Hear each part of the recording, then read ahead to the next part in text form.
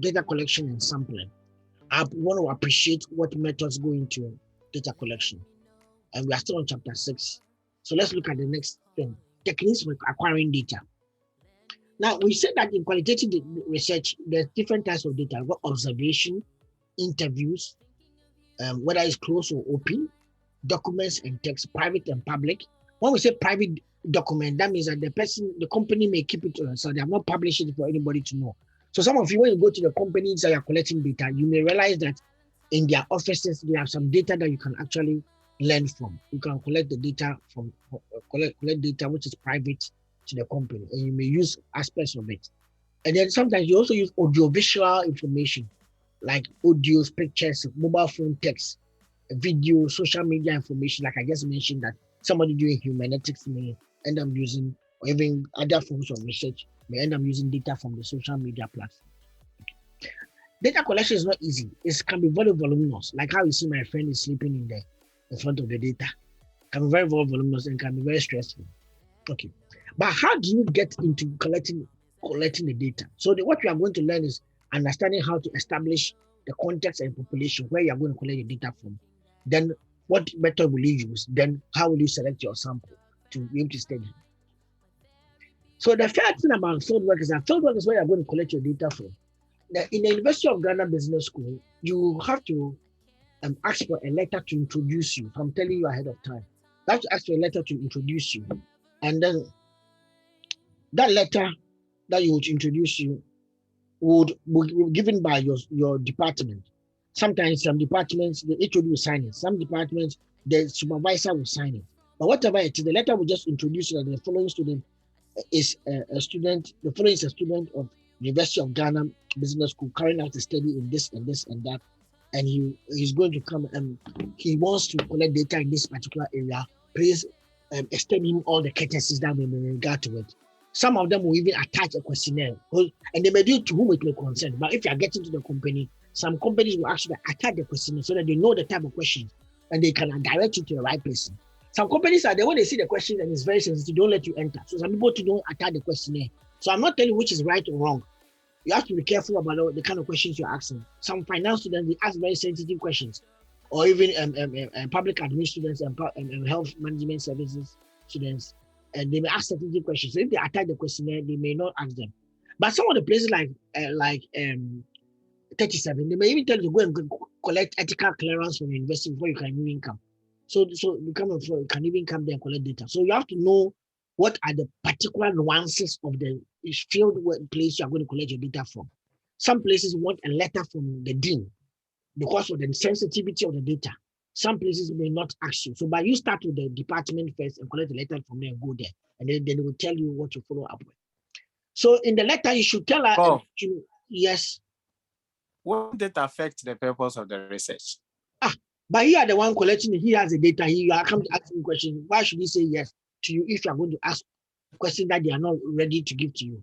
But I need it for my research. So he also has his information.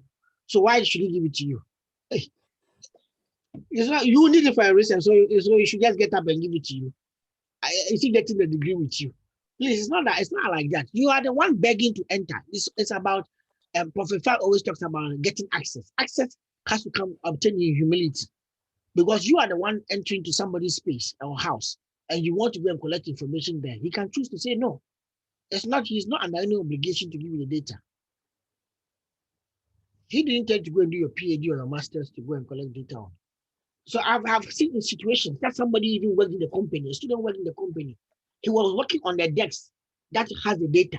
The desk manager said that he won't let him collect the data. He won't give him the data. His own desk that he works on, he could have used the data without even telling. As soon as he made the thing formal, they said, don't give it to him. Because it is sensitive data. So you have to always be careful. That's why I told you that have a best eye view of the research process. When you choose your topic and choose your area of study, note that the data, will you get it? Will you get access to it? Don't choose something that you're not very sure you get access to the data. I mentioned that from the beginning, that have a best eye view of the process. When you choose your topic, you determine your question, note where you are collecting your data from in future, on the sensitivity of the data you'll be collecting. Okay. So justify why you want to collect that area. So sometimes they may ask you for a follow-up meeting in which you may have to justify where you want to collect the data. And you have to also do that in your methodology, justify where you're collecting data from that place. And then how are you going to get access? How are you going to get access? How will permission be obtained? What activity will be done? For example, they will ask you, Kasapre will ask me, how long would each interview take? So if you have to know your interview framework, that does it take 20 minutes to answer the interview, or 30 minutes, or 40 minutes? And then will you be interfering with the normal routine? For example, Kasapreko, there's a factory. They asked me that will I be interfering with the factory activities? Or I don't need to interview. Will I be participating? Will I have to go there? Because if you have to go there, you have to give you somebody to chaperone you. So all these things are things that the company has to check before they involve themselves with before and give you access to data. What is the time duration? What's the frequency of observation? They gave me only 2 weeks. I looked at it, and I also just needed only just 2 weeks, and they gave me only 2 weeks. And 2 weeks every day I was reporting. They assigned me to somebody so that I can actually collect the data through that person. So sometimes you have to know what activity will be going on there, but you don't capture all those things in the letter. Otherwise, you may not even get access. It is when they see the letter and they tell you to come, that's when they start asking you questions. So you should have prepared in your mind, and don't try to scare them. Don't go and say things that you need 3 hours, 4 hours. Nobody would even give you access. So you have to know how and then you have to target your questionnaire. The one that is going to MD, maybe you need only 2 minutes with the MD. You don't need everybody, because those ones may be specific questions. Because if you know obvious things, don't go and ask, are you male and female? You are seeing the MD, you know his name. You don't go to the field and go and ask that, are you male or female? You should have answered those questions before you show up there by going to the company's website and answering some of the things already. So that when you get the audience with the person, you focus on what is needed. Okay, so the first one, interviews. Interviews is used to gather information from the subject's own words, from which insights or interpretations can be made. So you are going to let people express their feelings and beliefs. And most of the interviews, there are different types. There's on the one extreme and there's unstructured one. And the end of the other extreme and the structured one. The extreme, the first part, the unstructured and then partially structured and semi-structured are usually for qualitative types of work, because it's very open, no structured format, and impromptu questions are allowed. Partially structured, the topic is chosen, the questions are formulated, but you can order, the order is up to the interviewer. And that's what happens on TV discussions a lot. So when you come there, they tell you the topic, we'll be discussing this topic. The questions are formulated, but you can ask the questions anywhere you want to start from. TV discussions do that a lot. Semi-structured, the questions are selected, the order of presentation are determined. So some of them are very, very up to the letter. They determine the question, the order of presentation, especially if you're discussing and introducing a new product. Sometimes you may have to let them ask specific questions in a particular way so that you can be able to present your view.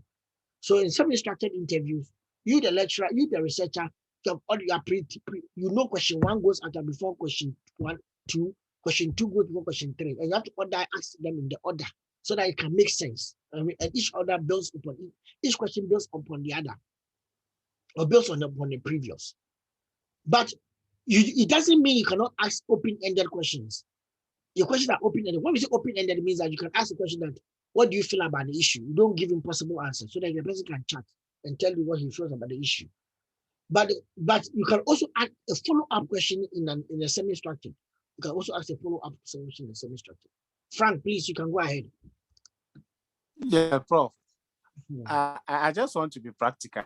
Like a company has contracted you to conduct a research for them. It's not an academic research. Does it mean they can give you any information you require for, since we are conducting the research for that particular company? I don't understand. If you are conducting research for a company and you are like you've been contracted by a company to conduct a particular research for them, the research is going to be useful to the company. Yeah. It's not for academia or something. Yeah. It's not academic research. Yeah. That in that case, they can give you any information that you request for.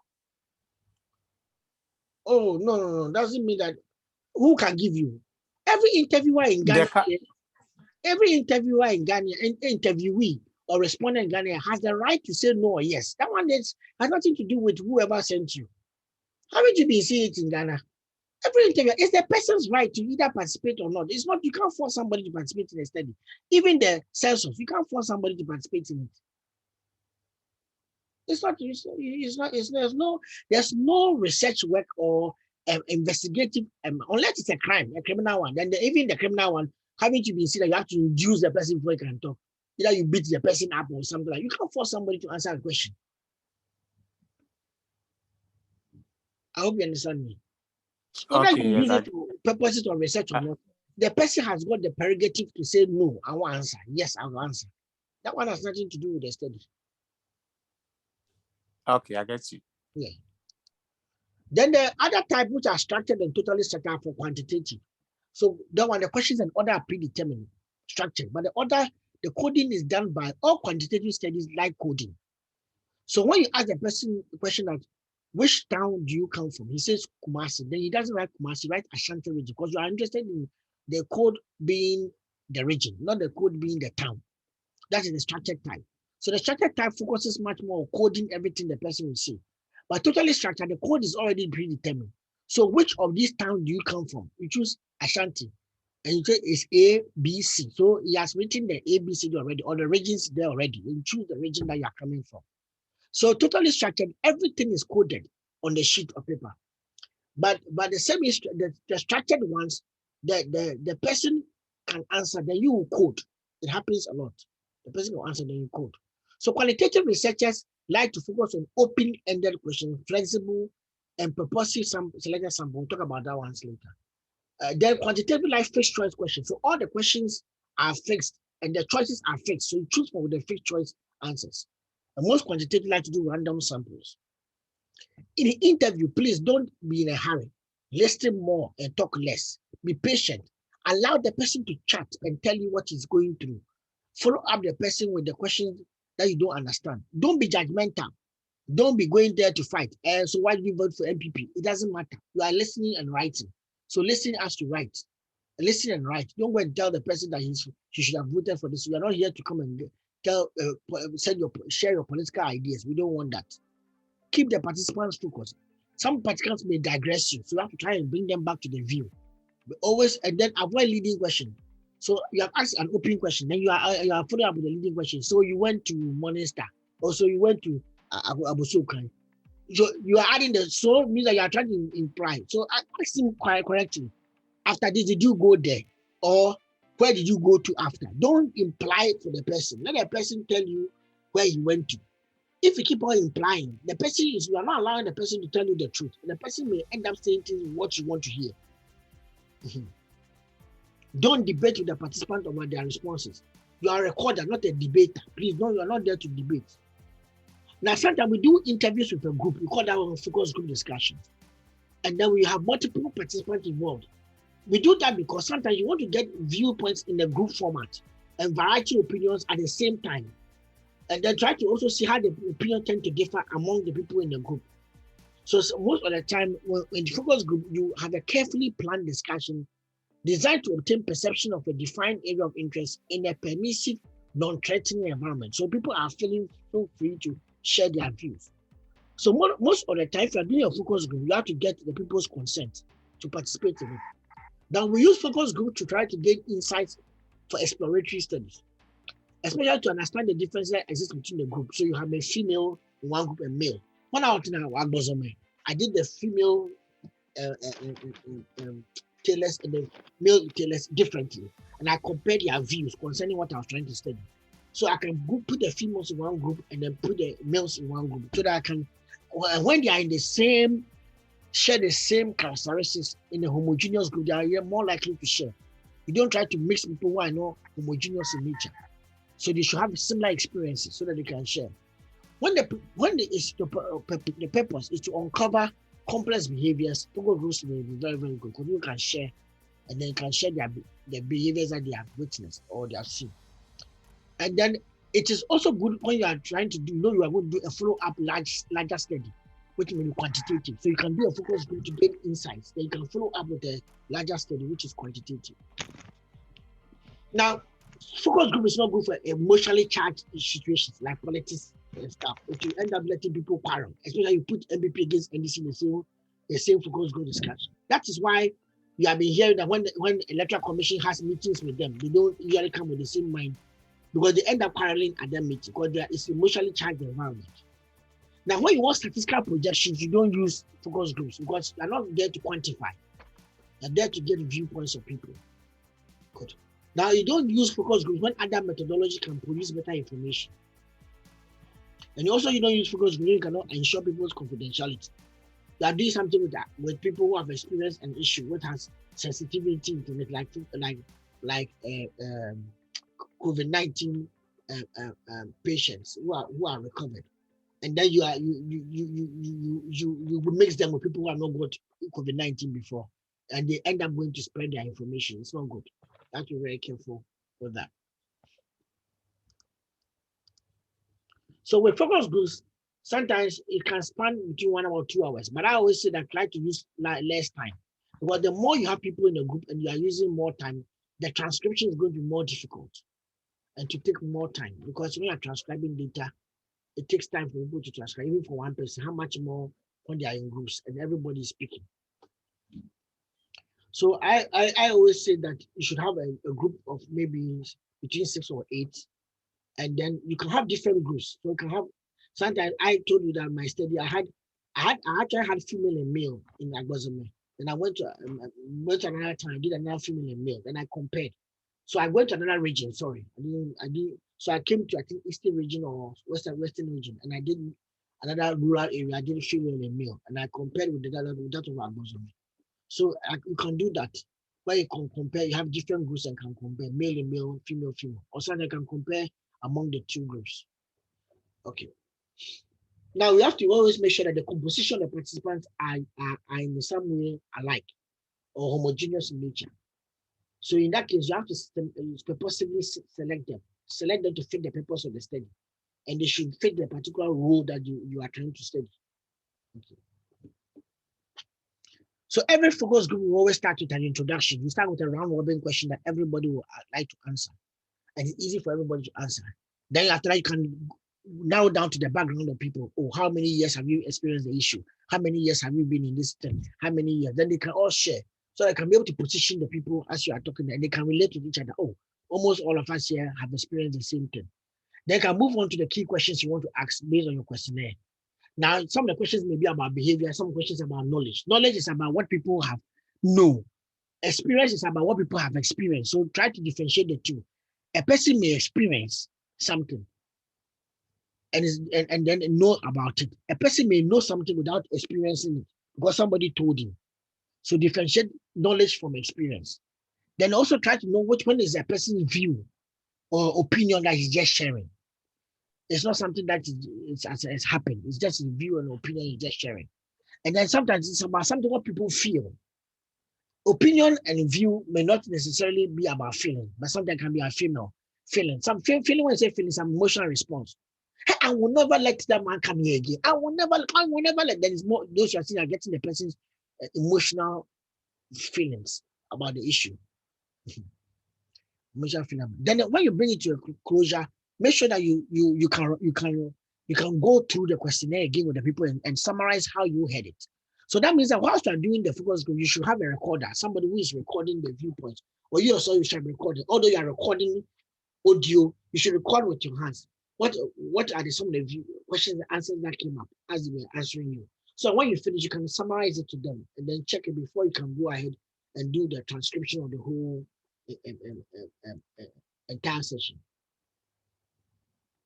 Then you have got observation. Observation means that you're observing people, and means that you actually go there to observe people that are experiencing something. Now we call that one participant observer when the observer engages fully in the activities. So you go there, people know you are in the classroom, you're observing them. A researcher gets permission from a teacher to sit in the class and make observations over a semester. The goal is to immerse the researcher in the setting so they can hear and experience and the feelings of the subjects in their daily life as they go through the phenomenon. Okay. Then you have got also a non-participant observer. The researcher watches but does not participate in the activity. So the first one, the participant observer can watch and can also participate in activities that are taking place so they can get further viewpoints about what people are experiencing. But when it comes to the non-participant observer, he doesn't participate in it. He doesn't actually participate in the activities that are taking place. So he may just conduct his interviews and just move on. They are got naturalistic observation, like what the coaches do. A coach who would like to buy a footballer, he may go there and watch the person playing the game in a match and then watch him and then decide whether he wants to buy him or not. That's naturalistic observation. Observing the individual in their natural settings, making no effort to manipulate the variables or control activities, but to observe and then record. They are called covert observer. Covert observer means you disguise yourself with the participant and you go and observe. Mystery shoppers are like that. I worked as a mystery shopper some time ago when I was in the UK. So what I did was that I was assigned to Marks and Spencer and other shops. I go there with my questionnaire and I'm supposed to create something. They give me a script, create a scene and see how they react. And then when they react that I write my report. So I try, or sometimes you go there, you spill water on the floor, and then you see how they react. And you go and write a report on based on that. Or you go there, you try to go and buy, they let you go and buy something and see who was the first person who greeted you. Now, all of them have got different objectives. Some they are checking customer service, some they are checking customer responsiveness, how they respond to the customer. So some you are checking the knowledgeability of the shopping floor attendants. Are they knowledgeable about the products? So you may have different things you are testing. The idea here is that you have disguised yourself from the identity from the other participants, so the people don't know who you are, and you are trying to get information from them. Now, somebody says, is covert observation ethical? There's a lot of issues with that, because some people say you should declare your stand before you carry out data like that, but it's not always that way happens. So we use covert observation for a purpose, and the purpose should be well defined so that it fits the parameters of not becoming an abusive opportunity. There's simulation. Simulations means that somebody acts the way that he may consider somebody may act. For example, students may end up acting out a lecturer's behavior when he's teaching, and then they'll use that one to capture the ideas, or a researcher may use that one to capture ideas of how they feel or what they think about the lecturer. So that's what you may think about. For example, I've had different perceptions of how students see me, how I teach. Some people, I saw somebody write on Facebook that Prof Boateng is like a teddy bear. He's so soft and so kind. And some people to say that he's too strict. So I've seen different comments come up concerning my style of teaching. Some people to say that he gives too much assignments. Some people to say that you will learn a lot and you will forever be part of your career.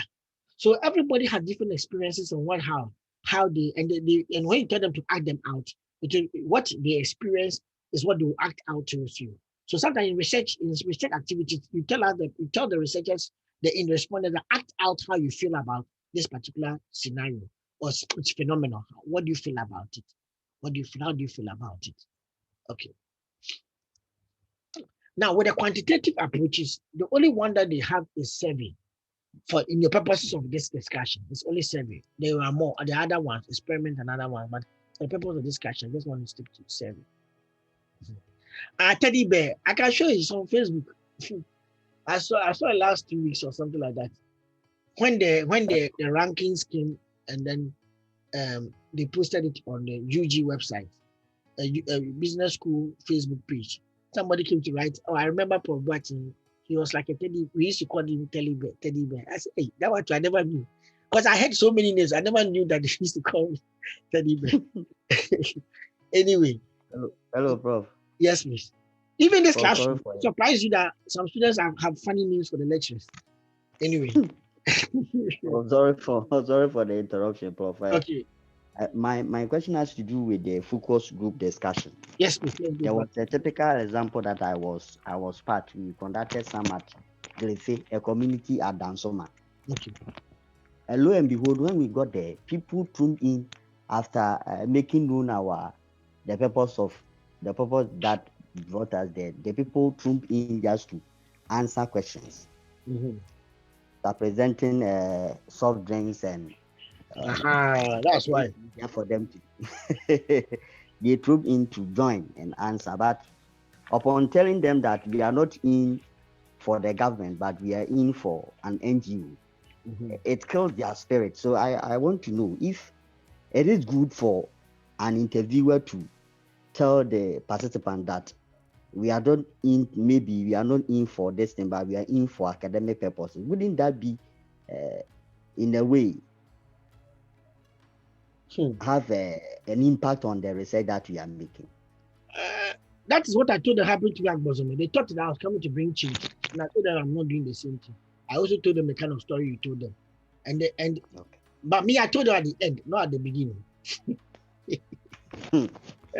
So, You have to be smart. I don't okay. not the data. All right. If you tell them at the beginning, but you also have to be very careful. You see, some people show up because they hear that there's item 13 or there will be a lorry fare for people. So as soon as they come, the 50 Ghana are shared, they'll come and write their name to you. They will not give you any good information. But when the 50 Ghana is up, they will all line up. They will not be talking any last question. They won't give you any good relevant information. That's why you have to restrict the number. For example, I'm in a community. There is a large number of people who are into dressmaking and tailoring. So I choose the women 8 of them, and I choose the men 8 of them randomly. And I use the association head to help me select because I don't know them. So she told me that please, I give you a criteria. I want those who have been in the business for a long time, those who use WhatsApp, or those who have smartphone, those who use it. Because if somebody doesn't, if my phenomenon is about smartphone usage in micro enterprise, and the person doesn't use smartphone, and he comes to sit in the meeting and a focus group discussion, should not be part of the homogeneity of the group, and she will disturb us. For example, when we were studying entrepreneurs and how they become entrepreneur, and we did it at MBA office. They brought people who have started businesses, different than one. And then a small young lady came, and after she sells to the mother, and the business is so big that the mother can't come. She's the big woman. So, but when we started asking questions about how the business began, the woman couldn't answer. The young girl couldn't answer any part of that part. The only thing she answered was more about what she remembers her mother has told her in the past. But everybody was telling you that, and I wanted to look at how many times do people move until they find their final location for their store. And somebody said I moved 5 times. Somebody said I moved 6 times. Somebody said I moved, came back, until I finally, when they built the market and I moved, I came to settle there. But when we asked the young girl, she couldn't tell us how many times her mother has moved, where she began from, and all those kind of stuff. And she couldn't call her mother to answer. But when we started talking about things like present issues, things that are happening, how they balance their books and stuff, she could answer those questions very, very well. So I realized that it affected my study.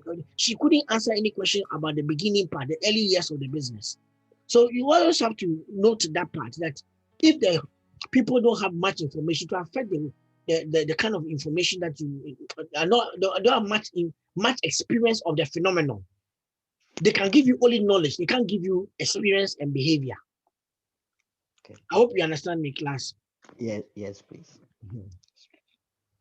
But it's not a given that you will know. That's why you have to purpose it. Purpose means that establish criteria to select the people who should be participating in the study. Christiana, you're laughing at me. You and Betty. Anyway, I wonder what you also say. Okay. So in quantitative, we use surveys. In surveys, we use a questionnaire to record answers from a sample. And usually the objective is to do a quantitative approach for it. But somebody asks, can I do a qualitative survey? In fact, the way survey means that you are going to collect data or from people to be able to infer on a large population. So when a qualitative researcher picks a questionnaire and start asking qualitatively, but goes around talking to different people, he may end up also be calling what he's doing survey. But survey usually connotes quantitative, but somebody can also be doing qualitative. It can be said that he's doing a survey. Just keep it in mind. But most of the time, a survey connotes quantitative. So don't try to go and say survey when you mean qualitative. But mixed methods always use a survey. Mixed methods will always use a survey because you can mix the questions on the same questionnaire, even though it may not necessarily be advisable. You may mix the questions on the same questionnaire. Okay. Now, the goal here of a survey research is to learn about the population by surveying a sample. You see, with qualitative research, you are not trying to learn about a population, you are trying to learn about the phenomenon. With quantitative, you are trying to learn about the population in view of the phenomenon. So these are 2 different approaches.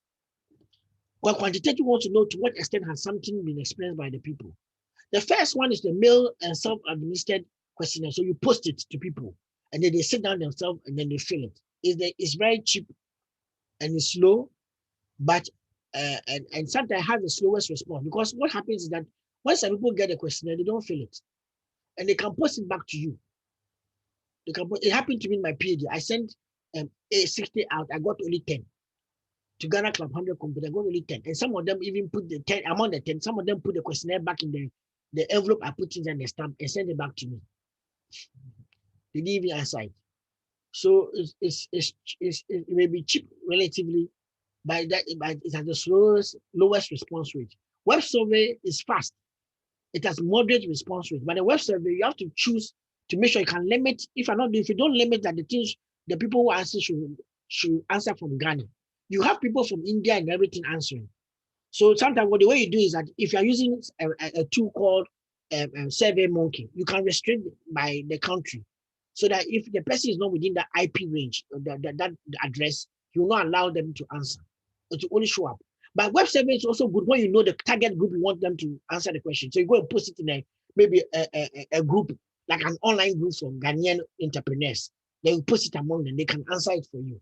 So that's where that one will come in. Then you also have telephone interviews. Telephone interviews has to do with the fact that you call the people on the phone and interview them. And that one is very straightforward. So in case you want to interview, you can just call them on the phone and talk to them and it can be fast, but it also has moderate response. With telephone interview, you don't want you to be talking plenty. If you talk plenty, people will lose. They'll lose the answers that you have to answer. For example, is it A, B, C, D, E? By the time you get to E, you have forgotten what you meant by A. Face to face is the best, but in the era of COVID, it's also risky and it's expensive at your health and expensive in terms of time sitting down with the person, but you may get the highest response rate. But you see, since surveys, quantitative research, they can drop the questionnaire and go. People do that a lot. They can drop the questionnaire and then go, then collect it back again. Okay. Then how then will you sample? So for both quantitative and qualitative, you have to sample. Sampling is the process of selecting from a group of population, samples from a group or a population in order to learn about them. So what then do you do? You do that by actually sending understanding the population. Then you choose a sample from that population. Your objective is to be able to predict about the population. So you have to learn from that group, but you have to use a scientific process. So the sample is just a subset of the larger population. The population is that complete group you want to study. So to be able to know about students in the university and graduate students in business school, I can study your class as a sample of graduate students in the business school. Now, always there's something called the sampling frame. That is a list of elements from which the sample may be drawn. So the class list can be a sampling frame for which I can sample people from the class, or the list of students that GRASEC has can be a sampling frame that can sample the students that I want to use for my study. Now, there are two types of sampling approaches. There's probability sampling, when you know there is a known probability of selecting every element. That is what you use in the die format, for example. If I throw a die, if an equal faces, it has got 1 out of 6 chances for each face showing up. 1 out of 6 chances. But there's non-probability sampling, when you don't have any means of calculating the probability of selecting any member. That's non-probability sampling. Sometimes qualitative research sometimes draw more on the non-probability sampling because it is more purposive sampling approaches, and you don't have a known probability of selecting any member. But with probability sampling, you should know the population so that you can have a known probability of selecting a member. But when the population cannot be determined, it's very difficult for you to have a known probability of selecting a person. So you go to non-probability sampling. Now, quantitative like to get a representative sample from the population in order to predict behavior in the population. Qualitative is not about representative. It's more about, will the people give me what I'm looking for so that I can be able to understand what you are going through? So it's more about clarifying the understanding within the specific context in which it occurs. So for the non-probability sampling, we usually have the dominant ones: convenience or haphazard sampling, snowballing, purposive, and deviant. So the haphazard sampling, you end up having one is that I go and stand in the middle of the street and start asking people questions. It's very, very ineffective because sometimes it can be very biased. Or in a classroom, many students do that. They are doing studies on maybe students in and their views concerning government. Instead of doing a representative sample from the university, they can just stand in the classroom and just, oh, you are also students, so answer my question. You are also students, also answer my question. So that one is a very convenient way. You choose the people based on your convenience. You choose the people based on your convenience, not necessarily based on any random sampling. Choose the people based on the convenience of access. Then you have purposive or judgmental sampling. It means that an experienced individual selects a sample based on his judgment on appropriate characteristics required from the sample. So you select, I want people who are 10 years old, who have done this, who have lived in Kumasi and have gone to University of Ghana. So that they can suit your study and they have gone through the experience. This is very important because you want them to have gone through that experience and so that they can answer the questions very well. Like I told you about what happened to my focus group discussion. The mistake I didn't do that. I just said that you can send somebody to come and answer the questions. So I thought all of them will come in terms of the MDs or the founders of the companies. But she sent her daughter, who was not a founder, but she's a manager right now. Remember the owner manager issue. She's the manager right now, but she's not the founder of the company. So they couldn't answer the founding question. So I should have specified you should be a founder and you should have knowledge about how the company is currently managed. So those are two things. You should be the founder and you should have knowledge, or if you have knowledge about the founding stage, and you should have knowledge about how the company is currently managed. I should have specified. I didn't specify. So it cost me. So you have to specify so they can get the right people to show up in your study. The right people to show up in your study.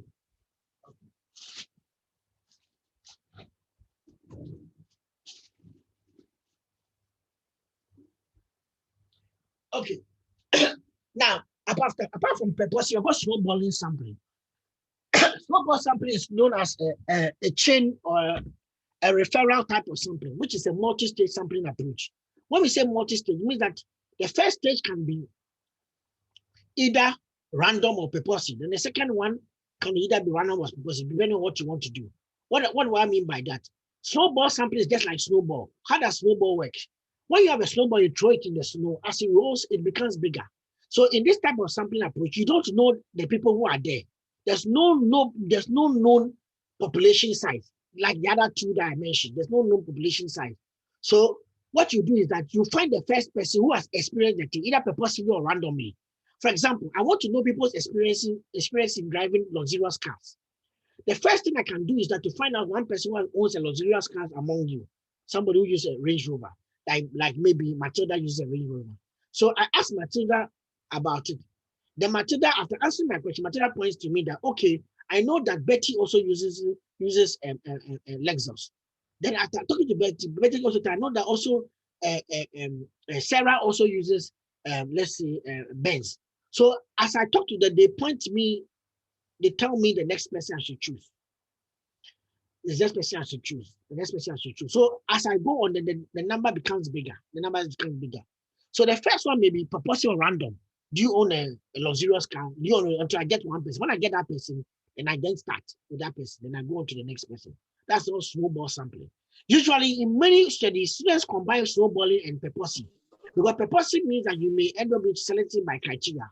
But to get the next person to fit the criteria, to fit the study, you may use snowball, where somebody refers you to the next person. Okay. Somebody's asking a question that is a sampling frame as the same as the target group. Sampling frame is just a list of elements. So the target group is your population. The list of the people in the population is a sampling frame. The last one is deviant sampling. Deviant sampling means that, okay, there's possibility that some people have experienced something that differ from the dominant pattern. Those are the people I'm interested in. So you are doing a study on, let's say, let me just get like you are trying to do a study on the students who get grade A in a class, and then you have the criteria that those who get grade A are people who go to the library 5 times a week, and those students live on campus. Then you find out that there are some students who don't go to the library 5 times a week and they don't live on campus, but they got A. So those are deviant from the sample. They are different from the norm. So you are interested in studying the deviant from the norm. Sometimes researchers don't want the dominant party. They want people who are deviant from the dominant party. We expected that all those who are this and this will give you this result. But there are those who don't have those characteristics, but they also got the same result. Those are the ones you are interested in. So we call the deviant sample. Because you cannot determine the potential population, you also have to just select them either purposively or through Snowball sampling. But you use deviant, but we are trying to develop the deviant sample. So if you look at it, the convenience sample, you don't know the exact number of people that you may get. You just have to just jump into the street and then let people answer based on their, get people to your convenience. Purposive sampling, you choose to fit the purpose of the study. But somebody asked that what is a good number for qualitative research? Always what I've learned from as of now is about 20, and between 20 to about 40. But the minimum is 20. The reason is that for a given phenomenon, if the richer you get different experiences, the better for you. But sometimes if the people are only 5 who have experienced the issue, then you don't have a problem. You have to just interview the 5. For example, a company that has only 5 employees, then the only way you can get the 20 or more is to try to talk to the 5 employees and try to also talk to other people who interact with the company, like other stakeholders who interact with the company. You want to get other views about the issue. Or sometimes even industry pundits who also know about the company, or journalists who know about the company, so they can give a picture about the company. Okay. Now with probability sampling, they have got random sampling where you randomly select from a given population. So sometimes, like you have a class of 30 students, we can just say we are choosing 5 students out of the 30. So you can choose only 6 out of them, 5 out of them. So you can go through by randomly selecting any 5. How will you do it? You can number the students and put them in a basket and then select the first one. So out of 30, you choose 1. That's level 29. Then you put your hand in the basket and choose another one. 1 out of 29. Then you choose another 1 out of the 28, 1 out of the 27, 1 out of the 20, until you get your 5. Then you also got systematic sampling, where you can then number the students. You want to choose 5 students out of 30. So you choose, and 5 divided by 30 is 6. So you select, you number students up to number 6. And then select all, you can then choose which number you want. So you number 1, 2, 3, 4, 5, 6, 1, 2, 3, 4, 5, 6, 1, 2, 3, 4, 5, 6, 1, 2, 3, 4, 5, 6, and say that I want all the 3s. And you get your 5 straight ahead. That's how you do it. That's systematic sampling. So 1, 2, 3, 4, 5 up to 6. 1, 2, 3, 4, 5 up to 6. 1, 2, 3, 4, 5 up to 6. Then you end up getting 5 groups of 6. Then you say that I want only all the number 4s. Then you are getting your 5 people. Stratified sampling is different. Stratified sampling means that you have to choose from the stratus. For example, in case you are choosing 200 people out of a class of 500, but the 500 out of a class of 1,000, but out of the 1,000 people, you have realized that 10% of the 1,000 students are from Eastern region and the rest are from Accra. So if you choose 200, if by the time you realize you can choose 200 about 3 times and all of them will be from Accra, none of them will be from Eastern region. Now, because Eastern region is only 10% of the 1,000 people, that's only 100 people are coming from Eastern region. Then make sure that if you are choosing 200, make sure that 10% of the 200 are also coming from Eastern region. So 10% of 200 is how much? Is 2. So 10% of, is it 2 or 20? I think it's 20. 10% of 200 is 20. Is that right? 20, Prof. Yes, please. Yes, Thank Doc. you. So 10% of 200 is 20. And 10% of 1,000 is how much? 100. So you choose the 20 out of the 100 students. So you can get your 20 people, which are from Eastern region. You choose 20 people out of the 100 Eastern region. Then you are left with how many? You are now left with your 190 people to select. Then you go and choose the 190 from the remaining 900 people. So by the time you finish, when you add your 20 remaining 180 people, you choose the remaining 180 people from the 900 that is there. At the end of the day, when you add the 180 plus the 20, you will still get your 10% being from Eastern region. Do you understand me? Or I should go right again. So you want to choose 200 out of 1,000, but there are stratas in them. The stratas may be by region, in case your studies about regional distribution. So you have realized that 100 of them come from Eastern region, and then the rest of the 900 come from Accra. So if you are choosing your 200, you have to make sure that 10% comes from Eastern region and the rest comes from Accra. So what is 10% of 200? That is 20. So you select 20 out of the 100, and you select 180 out of the 900 that's left. Then you get your what? Then you get your 200. Cluster sampling means that the things are divided into clusters, and you select by the cluster. You want 200, you want, let's say, 400 students, and they are in clusters. In clusters meaning that they are in halls of residences. And each hall of residence are averaging 90. So you have to just choose randomly from three. You can randomly select 3 different halls of residence and get 90 plus 90 there, and that will give you about 180. So you'll be able to get 180 from randomly selecting from any of there are about 9 hostels, let's say 9 hostels in the university. Then you can randomly select 2, and that will give you roughly about 180 students, and that will become part of your study.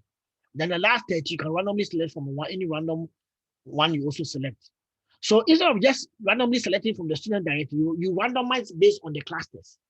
So you choose by the cluster, not by the individual students. And the clusters have the numbers. When you add the numbers, you get the number you're looking for. Because each cluster has a very heterogeneous group of different students, which will help you fit your study. But if you go around trying to list all the students and then select them individually, you end up struggling. You may not even be able to finish. Okay. So now the last part is questionnaire design. So questionnaires are instruments for collecting data. Before you can design a questionnaire, you should know the literature review you have done and the research framework you have selected to use for your data collection. That will inform your data collection. Then you should also know the question wording, how you're going to word your question, and then sequence them. Then what physical layout are you going to do front and back? Or you're going to use tablet to collect like they do the census. You use a computerized data collection. Now, every questionnaire should be tested through a pilot study to be able to ascertain whether people can understand the questions that you are going to ask and what time they will need to be able to finish answering your questionnaire. It's very, very important. It's very, very important. Okay, so a pilot survey or a pilot study should be done to test the questionnaire before you collect your data, before you do your main study. So a pilot study or a pilot survey. If it's quantitative pilot study, if it's a general qualitative pilot study, so you can do a pilot study or pilot survey. So that you check the questionnaire coding, you can check the health of the questionnaire, you can check the how many minutes you need to even answer the questionnaire. All of this can be checked. Even the interpretation of the questionnaire by people. Like you can, for example, you can test it among your own mates. What type of questions can you ask? There are different types of questions that can be asked. Sometimes in qualitative, somebody wants to know whether you are aware of an issue, or somebody wants to get your general feeling about an issue, or to try to get answers on specific aspects of an issue, or the reasons why you hold this view, or the reason behind your view, or the reason why you hold this view strongly.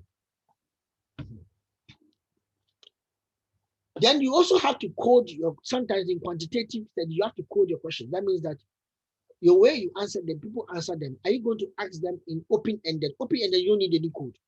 But if you are going to do a quantitative, then you need code for them. So you can either use categorical, so like if it's age, where you use 10 to 12, 18 to 24, or 18 to 25, 26 to 30, so that you have categories that people can choose from. Or you can also have, when people answer the question, you can then specify which kind of way you want to code it, whether by region or by town or by whatever you want to be able to do. However, if your study is a qualitative study and you want open answers, you have to let them give you the open answer. Then you can interpret it yourself to write your report. Now, sometimes students don't write the wording very well. For example, you ask questions that are double barrel. Do you use self-service garages because they are easy to use or clean? Yes or no? Now, self-service, you using self-service garage because it's easy to use. It's not something is easy to use as something that is clean, and something clean does not mean that it's easy to use. So don't combine two questions like that. Otherwise, you don't know which of them the person is answering, whether it's answering easy to use or clean or both. Do you question that contain difficult or unfamiliar words? Where do you usually shop? What do you mean by usually? It's like the question I asked you earlier about do you own the shop? And you ask them what do you mean by ownership? So you have to define what you mean by that. And better, you had some question. Can ask. Yeah, I wanted to ask you the deviant sampling. I was going to ask that, but you answered my questions. It's fine. Thank you. Okay. So do you usually shop? Where do you mean by usually? Usually may be defined by anybody differently, depending on the time of week, the type of product. And everybody shops for different type of products at different places. Some shop online, some shop offline, some shop in the local community, some shop outside the local community. So you have to note that what are you trying to buy? The question we start with words meant to soften hardness or directness, but it doesn't actually communicate that. I hope you don't mind me asking, but are you a virgin? Like you have already insulted the person before you even ask the question. If your question is going to center on sensitive issues, you should have told the people when they are signing on their consent that there will be sensitive issues being asked, which may be very personal. If you want us to skip those questions when you get to you let us know. So when you get to them, you skip the person. But don't try to reword the question and make it different, and then you can infer from what the person or trick the person to answer a question he doesn't want to answer. A question which contain conditional hypothetical clauses that the person may have not even thought about. How do you think your life will change if you had 9 children? The person is even having just 1 child. You are telling him that you should start considering having 9 children. How will he even, he has never experienced even 5 or 3. How can he just extrapolate and get 9? So you have to be very careful in doing so. Questions will contain 1 or more instructions. If you take your weekly income after tax, and when you have made all allowances for the regular bills, how much do you have left to spend or save? This one, it is better you ask each question differently. Then you can go home and do your calculation yourself. Don't put the person to that state to start answering questions as like he's in a mathematics university. He may not be able to do that. Now, every questionnaire should be well structured. You should have a section where you can write your field notes, the time that you started administering the questionnaire, the date, and then the description of the natural settings, what you observed there. Then you should have a place for introducing the researcher. And then you interview, and sometimes definition of terms. If there are some strange terms, and you may want to define them. Then you collect data on the demographics of the respondent and the household or the institution is collecting the data from. Then go to the main question, which will come from your variables or stem from the variables you want to, which is included in your hypothesis. And then you can also add other questions that may come up as you ask the person or interview the person. Then go to a conclusion and tell the person that you can review the answers and then tell the person that you would get back to him after you have finished the study with the transcription of the study. Okay, so let me just show you. This is where I'll say SurveyMonkey for designing surveys. Let's look at the quantitative and qualitative questionnaire and see the differences here. Okay, so let me open both of them.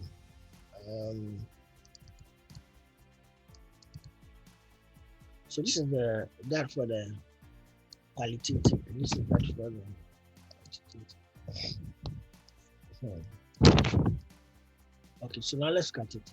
For the qualitative, so you start with your introduction, as I said, but you can have a space which can be before this one, where you write the time, the date that you attended, what you observed in the surroundings when you got there. That one you can write it on a preliminary sheet of paper before that one. This one, I am whoever you're still an MBA student of University of Ghana Business School, pursuing marketing. I'm conducting my final year essay, and this is a quantitative one. Impartial fulfillment of requirements of my degree. This questionnaire is being administered as part of the service collaborative relation, online relationship marketing with customer commitment, as well as the moderating role of relationship marketing. The specific objectives of the study are the objectives will come.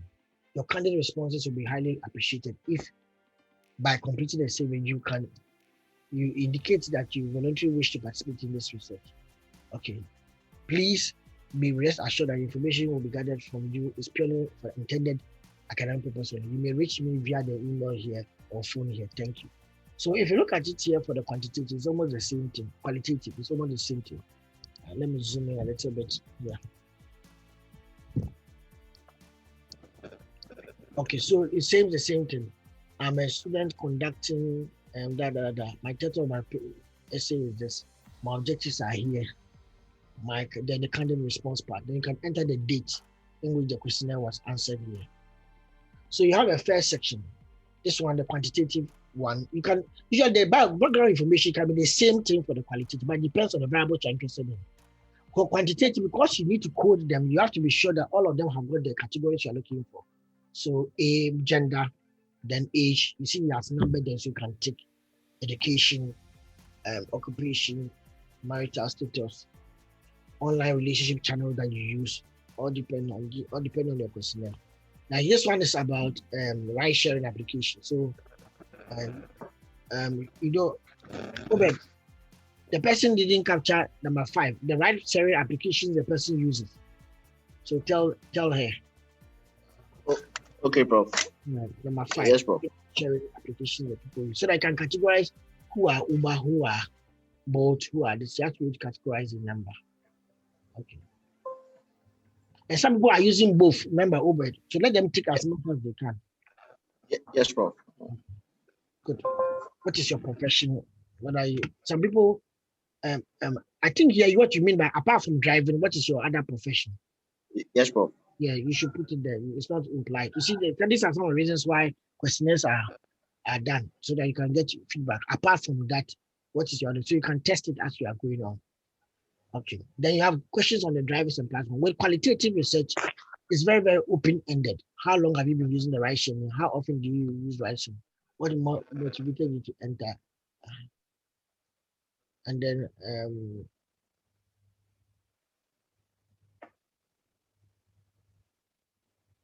okay. Then you have gender differences and trends. So what you have questions on the gender differences and then the trends that you have. Then mechanism to prevent and control the stress. Then closing remarks. Okay, where you ask for more data and information about this.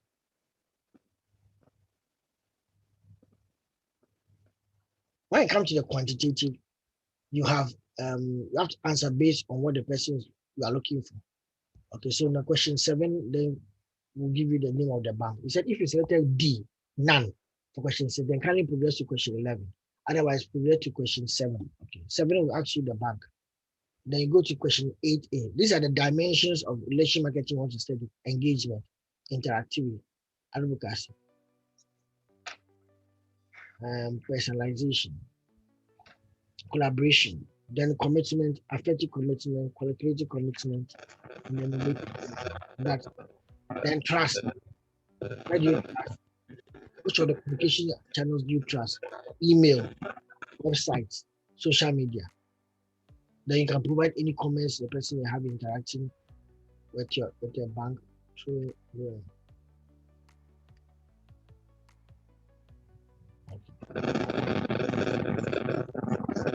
There's voice coming from somebody. Frank, you have a question. Voice breaking.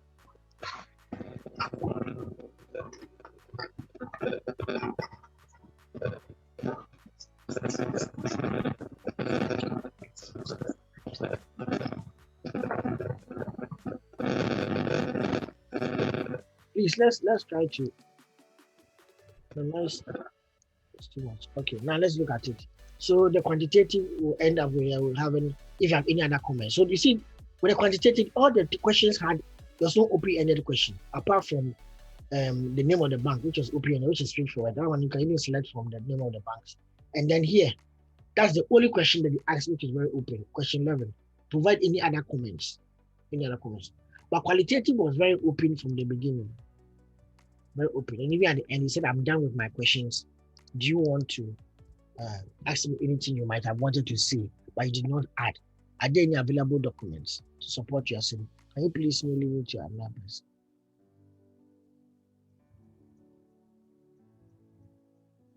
Okay. Any questions? I see there are some questions coming. Please, okay.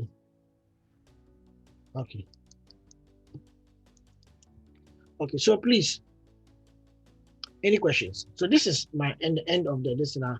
We'll share the sample questionnaire with you for those of you who want to use that one to guide you into developing it. Oh, but please correct the question 3 and then question 5, which is missing. Okay, Prof. And then send it to Winnie and then send it to me too. So before you share it to the students, so the students will know the right thing to do. Yes, Prof. Please, we are just showing you structure. It doesn't mean I copy the person's questions. If somebody is saying, we are just showing you structure. Some of the questions may be the same, but you always have to be sure. You always have to be sure. For example, for the some lectures will tell you put the name of the variables and then the where you are getting information from to ask questions, to guide where you got the ideas for the questions from. Some students adapt people's questionnaire from another person's study, so it tells you to write it. You'll write it. Anyway, thank you very, very much.